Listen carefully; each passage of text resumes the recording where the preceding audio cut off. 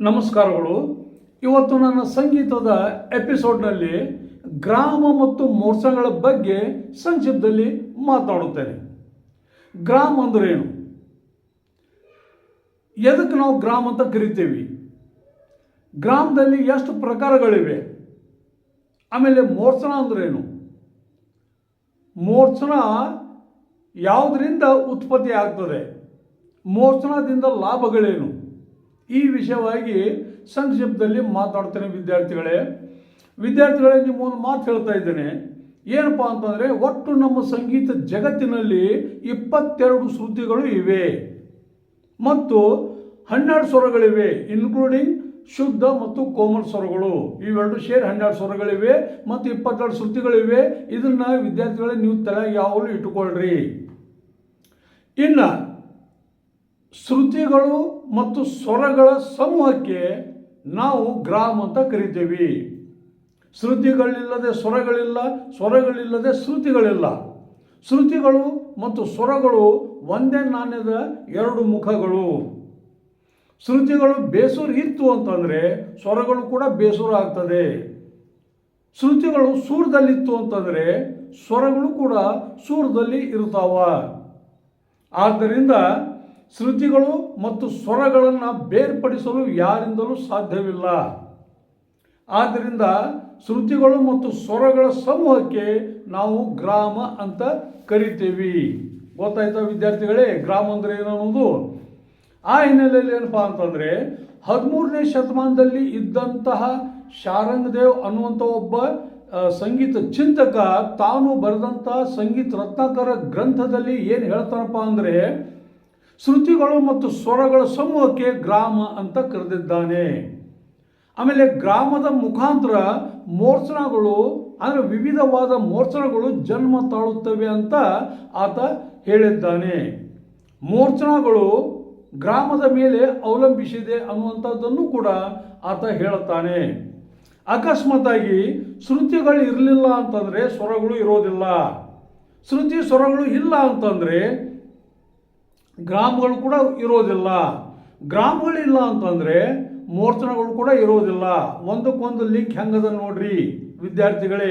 ಆ ಹಿನ್ನೆಲೆಯಲ್ಲಿ ಶ್ರುತಿ, ಸ್ವರ, ಗ್ರಾಮ, ಮೋರ್ಚನ ಮತ್ತು ಔಡವ ಶಾಡೋ ಸಂಪೂರ್ಣ ಮತ್ತು ರಾಗಗಳ ವಿಸ್ತಾರ ಇವುಗಳಿಂದ ಆಗ್ತದೆ ಅನ್ನುವಂಥ ಮಾತನ್ನು ತಮಗೆ ಹೇಳ್ತಾ ಇದ್ದೇನೆ ವಿದ್ಯಾರ್ಥಿಗಳೇ.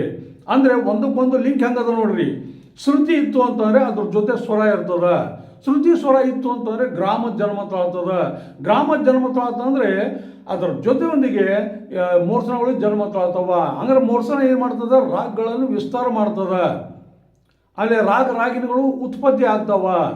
ಅಲ್ಲಿ ಔಡವ್ ಶಾಡೋ ಸಂಪೂರ್ಣ ಕೂಡ ಜಾತಿಗಳು ಹುಟ್ಕೊಂತಾವ. ನೋಡ್ರಿ ಹೆಂಗದ ಲಿಂಕ, ಹೌದಾ? ಶ್ರುತಿ, ಸ್ವರ, ಗ್ರಾಮ, ಮೋರ್ಚನ, ರಾಗರಾಗಿಣಿ, ರಾಗ ವಿಸ್ತಾರ ಇವೆಲ್ಲವೂ ಕೂಡ ಇವುಗಳಿಂದ ಆಗ್ತದ ಅನ್ನುವಂಥ ಮಾತನ್ನು ಹೇಳ್ತಾ ಇದ್ದೇನೆ. ಆ ಹಿನ್ನೆಲೆಯಲ್ಲಿ ಏನಪ್ಪಾ ಅಂತಂದರೆ, ಗ್ರಾಮಗಳಲ್ಲಿ ಎಷ್ಟು ಪ್ರಕಾರವ? ಗ್ರಾಮಗಳಲ್ಲಿ 3 ಪ್ರಕಾರವ. ವಿದ್ಯಾರ್ಥಿಗಳು ಇದನ್ನು ನೆನಪಿಟ್ಟುಕೊಳ್ರಿ. ಗ್ರಾಮದಲ್ಲಿ 3 ಪ್ರಕಾರಗಳವ.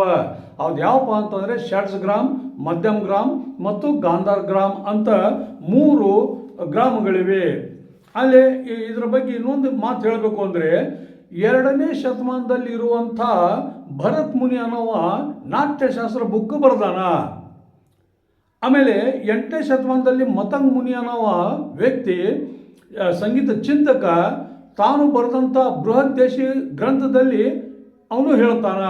ಆಮೇಲೆ 13ನೇ ಶತಮಾನದಲ್ಲಿರುವಂಥ ಶಾರಂಗದೇವ ಕೂಡ ಸಂಗೀತ ರತ್ನಾಕರ ಬುಕ್ದೊಳಗೆ ಇವರು ಏನು ಹೇಳ್ತಾರಪ್ಪ ಅಂತಂದರೆ, ಅಂದರೆ ನಾಟ್ಯಶಾಸ್ತ್ರ, ಬೃಹದ್ದೇಶಿ ಮತ್ತು ಸಂಗೀತ ರತ್ನಾಕರ ಈ 3 ಗ್ರಂಥಗಳನ್ನು ಅಧ್ಯಯನ ಮಾಡಿದಾಗ ಇಲ್ಲಿ ನಮ್ಗೆ ಏನು ಕಾಣ್ತದ ಅಂದರೆ, ಷಡ್ಜ ಗ್ರಾಮ್ ಮತ್ತು ಮಧ್ಯಮ ಗ್ರಾಮ್ ಇವುಗಳ ಬಗ್ಗೆ ವರ್ಣನ ಸಿಗುತ್ತದ. ಆದರೆ ಗಾಂಧಾರ್ ಗ್ರಾಮ್ ಬಗ್ಗೆ ವರ್ಣನ ಸಿಗೋದಿಲ್ಲ, ಮಾಹಿತಿ ಬಹಳ ನಮಗೆ ಸಿಗೋದಿಲ್ಲ. ಯಾಕೆ ಸಿಗೋದಿಲ್ಲ ಅಂತಂದರೆ, ಈ 3 ಗ್ರಂಥಗಳಲ್ಲಿ ಏನು ಹೇಳ್ತಾರಪ್ಪ ಅಂದರೆ, ಗಾಂಧಾರ ಗ್ರಾಮ ಅದು ದೇವಲೋಕಕ್ಕೆ ಸಂಬಂಧಪಟ್ಟಿದ್ದು, ದೇವರಿಗೆ ಸಂಬಂಧಪಟ್ಟಿದ್ದು, ದೇವತೆಗಳಿಗೆ ಸಂಬಂಧಪಟ್ಟಿದ್ದು. ಅದರ ಬಗ್ಗೆ ತಲೆ ಕೆಡಿಸ್ಕೊಳ್ಳೋ ಅವಶ್ಯಕತೆ ಇಲ್ಲ, ಅದರ ಬಗ್ಗೆ ಚಿಂತನೆ ಮಾಡೋ ಅವಶ್ಯಕತೆನೂ ಇಲ್ಲ ಅಂತ ಹೇಳಿ ತಿಳ್ಕೊಂಡು ಅವರು ಆ ಗಾಂಧಾರ ಗ್ರಾಮ ಬಗ್ಗೆ ಬಹಳ ಮಾಹಿತಿಯನ್ನು ಕೊಟ್ಟಿಲ್ಲ. ಆ ಹಿನ್ನೆಲೆಯಲ್ಲಿ ಶೆಡ್ಸ್ ಗ್ರಾಮ್ ಮತ್ತು ಮಧ್ಯಮ ಗ್ರಾಮ ಬಗ್ಗೆ ವರ್ಣನೆ ಸಿಗುತ್ತದೆ. ಆ ಹಿನ್ನೆಲೆ ಒಳಗೆ ಏನಪ್ಪ ಅಂತಂದರೆ, ಇನ್ನು ಶೆಡ್ಸ್ ಗ್ರಾಮದಲ್ಲಿ ನಾವು ವಿಚಾರ ಮಾಡಿದಾಗ ಶೆಡ್ಸ್ ಗ್ರಾಮದಲ್ಲಿ 7 ಮೂರ್ಛನೆಗಳು ಕಂಡು ಬರ್ತವೆ. ಅಲ್ಲಿ ಅದೇ ಪ್ರಕಾರ ಮಧ್ಯಮ ಗ್ರಾಮದಲ್ಲಿಯೂ ಕೂಡ 7 ಮೂರ್ಛನೆಗಳು ಕಂಡು ಬರ್ತಾವ. ಅಂದ್ರೆ ಇಲ್ಲಿ ಏನಾಯ್ತು, ಶೆಡ್ಸ್ ಗ್ರಾಮದಲ್ಲಿ 7 ಮೂರ್ಛನ, ಮಧ್ಯಮ ಗ್ರಾಮದಲ್ಲಿ 7 ಮೂರ್ಛನ, ಟೋಟಲಿ 14 ಆಯಿತು. ಹೌದಾ? ಅವ್ರೇನು ಗಾಂಧಾರ ಗ್ರಾಮ ದೇವ್ರಿಗೆ ಬಿಟ್ಟಿದ್ದು ಅಂತ ಹೇಳಿ ಬಿಟ್ಟಿದ್ದಾರೆ. ಆದರೆ ಆ ಗ್ರಾಮವನ್ನು ನಾವು ಹಿಡ್ಕೊಂಡ್ವಿ ಅಂತಂದರೆ ಅದರಲ್ಲಿ ಕೂಡ 7 ಮೂರ್ಛನೆಗಳಾಗ್ತಾವ. ಅಂದರೆ ಶೆಡ್ಸ್ ಗ್ರಾಮ್, ಮಧ್ಯಮ ಗ್ರಾಮ್ ಮತ್ತು ಗಾಂಧಾರ ಗ್ರಾಮದಲ್ಲಿ 7 ಏನಪ್ಪ ಅಂತಂದರೆ ಮೂರ್ಛನೆಗಳಾಗ್ತಾವ. ಅದಕ್ಕೆ 7 × 21 ಮೂರ್ಛನೆಗಳಿವೆ ಅಂತ ವಿದ್ಯಾರ್ಥಿಗಳಿಗೆ ನೀವು ಸ್ಪಷ್ಟವಾಗಿ ತಿಳ್ಕೊಳ್ರಿ. ಗ್ರಾಮ್ ಅಂದ್ರೇನು, ಮೂರ್ಛನ ಅಂದ್ರೇನು, ಮೂರ್ಛನದ ಇಂಪಾರ್ಟೆಂಟ್ ಹೇಳ್ತಾ ಇದ್ದೇನೆ. ಆ ಹಿನ್ನೆಲೆಯಲ್ಲಿ ಏನಪ್ಪ ಅಂತಾರೆ, ಶೆಡ್ಸ್ ಗ್ರಾಮದಲ್ಲಿ 7 ಮೂರ್ಛನೆಗಳಿವೆ, ಮಧ್ಯಮ ಗ್ರಾಮದಲ್ಲಿ 7 ಮೂರ್ಛನೆಗಳಿವೆ ಮತ್ತು ಗಾಂಧಾರ ಗ್ರಾಮದಲ್ಲಿ ಮೂರ್ಛನ 7 ಇವೆ. ಅದಕ್ಕೆ 7 × 21 ಏನಪ್ಪ ಮೂರ್ಛನೆಗಳಿವೆ ಅನ್ನುವಂಥ ಮಾತನ್ನು ತಾವು ಪರೀಕ್ಷೆಯಲ್ಲಿ ಬರಿಬೇಕು ಅನ್ನುವಂಥ ಮಾತನ್ನು ಹೇಳ್ತಾ ಇದ್ದೇನೆ. 2 ಗ್ರಾಮ ಎಷ್ಟು ಗ್ರಾಮ ಅಂತ ಕೇಳಿದಾಗ 2 ಗ್ರಾಮ, ಶೆಡ್ಸ್ ಗ್ರಾಮ ಮಧ್ಯಮ ಗ್ರಾಮ ಅಂತ ಅನ್ನಕ್ಕೆ ಹೋಗ್ಬೇಡ್ರಿ ವಿದ್ಯಾರ್ಥಿಗಳೇ, ದಟ್ ಈಸ್ ರಾಂಗ್. ಅದಕ್ಕೆ ನೀವೇನೇ ಹೇಳಿದ್ರು 3 ಗ್ರಾಮ ಶೆಡ್ಸ್ ಗ್ರಾಮ, ಮಧ್ಯಮ ಗ್ರಾಮ ಮತ್ತು ಗಾಂಧಾರ ಗ್ರಾಮ ಅಂತ ಹೇಳಬೇಕು. ಆ ಹಿನ್ನೆಲೆಯಲ್ಲಿ ಏನಪ್ಪ ಅಂತಂದರೆ ಮೂರ್ಛನೆಗಳಿಂದ ಏನು ಲಾಭ ಆಗ್ತದ? ಹೌದು, ಗ್ರಾಮ ಹೇಳಿದ್ರಿ, ಮೂರ್ಛನ ಹೇಳಿದ್ರಿ. ಮೂರ್ಛನದಿಂದ ಏನು ಲಾಭ ಆಗ್ತದೆ ಅಂತಂದರೆ ಮೂರ್ಛನಗಳಿಂದ ರಾಗವನ್ನು ವಿಸ್ತಾರ ಮಾಡಲಿಕ್ಕೆ ಆಗ್ತದೆ. ಅಲ್ಲಿ ಮೂರ್ಛನಗಳು ಇರೋದ್ರಿಂದ ರಾಗಿಣಿಗಳು ಜನ್ಮ ತಾಳ್ತಾವ ಮತ್ತು ಔಡೋ ಶಾಡೋ ಸಂಪೂರ್ಣ ಅನ್ನುವಂಥ ಜಾತಿಗಳು ಕೂಡ ಅಲ್ಲಿ ಹುಟ್ಟುತ್ತದ. ಇದೇ ಮೂರ್ಛನಗಳ ಮಹತ್ವ ಅನ್ನುವಂಥ ಮಾತನ್ನು ಹೇಳ್ತಾ ಇದ್ದೇನೆ. ಆದ್ದರಿಂದ ಸಂಕ್ಷಿಪ್ತೊಳಗೆ ವಿದ್ಯಾರ್ಥಿಗಳೇ ಭಾಳ ಸಂಕ್ಷಿಪ್ತೊಳಗೆ ಹೇಳಬೇಕು ಅಂತಂದರೆ ಮೊದಲು ಇರೋದು ಶ್ರುತಿಗಳು ಇರೋದರಿಂದ ಶ್ರುತಿಗಳಲ್ಲೇ ಸ್ವರಗಳಿವೆ. ಶ್ರುತಿಗಳು, ಸ್ವರಗಳು, ತದನಂತರ ಜನ್ಮ ತಾಳೋದು ಗ್ರಾಮ ಜನ್ಮ ತಾಳಿದ ನಂತರ ಮೂರ್ಛನಗಳು ಜನ್ಮ ತಾಳ್ತಾವ. ಅಲ್ಲಿ ಮೂರ್ಛನ ಜನ್ಮ ತಾಳಿದ್ದಕ್ಕೆ ರಾಗಗಳು ವಿಸ್ತಾರ ಆಗ್ತಾವ. ರಾಗದಿಂದ ಏನಪ್ಪ ಅಂತ ಔಡೋ ಶಾಡೋ ಸಂಪೂರ್ಣ ಜಾತಿಗಳು ಕೂಡ ಜನ್ಮ ತಾಳ್ತಾವ ಅನ್ನುವಂಥ ಮಾತನ್ನು ವಿದ್ಯಾರ್ಥಿಗಳೇ ಅತಿ ಸಂಕ್ಷಿಪ್ತದಲ್ಲಿ ನಿಮಗೆ ಹೇಳ್ತಾ ಇದ್ದೇನೆ. ಆದ್ದರಿಂದ ಇಷ್ಟು ತಿಳ್ಕೊಂಡ್ರೆ ವಿದ್ಯಾರ್ಥಿಗಳಿಗೆ ಈ ಎಪಿಸೋಡ್ನಲ್ಲಿ ಏನಪ್ಪ, ಶೆಡ್ಸ್ ಗ್ರಾಮದಲ್ಲಿ 7 ಮೂರ್ಛನ, ಮಧ್ಯಮ ಗ್ರಾಮದಲ್ಲಿ 7 ಮೂರ್ಛನ ಮತ್ತು ಗಾಂಧಾರ ಗ್ರಾಮದಲ್ಲಿ 7 ಮೂರ್ಛನಗಳಿವೆ.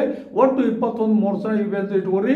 ಇವು ಹೆಂಗೆ ಹುಟ್ಟಪ್ಪ ಅಂತಂದರೆ ಶ್ರುತಿ ಸ್ವರಗಳಿಂದ ಗ್ರಾಮ ಹುಡ್ತು, ಗ್ರಾಮದಿಂದ ಮೂರ್ಛನಗಳು ಹುಡ್ತು, ಮೂರ್ಛನದಿಂದ ರಾಗ ದೊಡ್ಡದಾಯಿತು, ವಿಸ್ತಾರವಾಯಿತು. ಆಮೇಲೆ ರಾಗಿಣಿಗಳು ಹುಟ್ಟಿದವು. ಆಮೇಲೆ ಏನಪ್ಪ ಅಂತಂದರೆ ಔಡೋ ಶಾಡೋ ಸಂಪೂರ್ಣ ಜಾತಿಗಳು ಕೂಡ ಜನ್ಮ ತಾಳಿದವು ಅಂತ ವಿದ್ಯಾರ್ಥಿಗಳೇ ಪರೀಕ್ಷೆಯಲ್ಲಿ ಯಾವುದೇ ಪ್ರಶ್ನೆ ಬಿದ್ದರೂ ಇದನ್ನು ಆನ್ಸರ್ ಬರೆಯಿರಿ ಅಂತ ಹೇಳ್ತಾ, ನಾನು ಮುಂದಿನ ಎಪಿಸೋಡ್ನಲ್ಲಿ ನಿಮಗೆ ಡೀಟೇಲ್ ಆಗಿ ಅದನ್ನು ಬರೆದು ಶೆಡ್ಸ್ ಗ್ರಾಮ ಅಂದ್ರೆ ಏನಂತಾರ, ಅದನ್ನು ಹೆಂಗೆ ಮಾಡ್ತಾರ ಅನ್ನೋದನ್ನು ಹೇಳಿ ಅದರಲ್ಲಿ 7 ಹೆಂಗೆ ಬಂದು ಮೂರ್ಛನೆಗಳು ಅನ್ನೋದನ್ನು ಹೇಳಿದ್ದೇನೆ. ಅದೇ ಪ್ರಕಾರ ಮಧ್ಯಮ ಗ್ರಾಮ ಮತ್ತು ಗಾಂಧಾರ ಗ್ರಾಮ ಬಗ್ಗೆ ಕೂಡ ಹೇಳಿದ್ದೇನೆ. ಅದಕ್ಕೆ ನಾನು ಮುಂದಿನ ಎಪಿಸೋಡನ್ನು ಕೂಡ ತಾವು ಅದನ್ನು ವೀಕ್ಷಣೆ ಮಾಡಿರಿ ಅಂತ ಹೇಳ್ತಾ, ನಾವು ಮಾಡಿದಂಥ ಈ ಎಪಿಸೋಡಿಗೆ ಲೈಕ್ ಮಾಡಿರಿ, ಕಾಮೆಂಟ್ಸ್ ಮಾಡಿರಿ, ಅಲ್ಲಿ ಸಬ್ಸ್ಕ್ರೈಬ್ ಮಾಡಿರಿ ಅಂತ ಹೇಳ್ತಾ ನಾನು ಮುಂದಿನ ಎಪಿಸೋಡ್ ಹೋಗ್ತೀನಿ. ಎಲ್ಲರಿಗೂ ಅನಂತ ಧನ್ಯವಾದಗಳು. Thank you very much.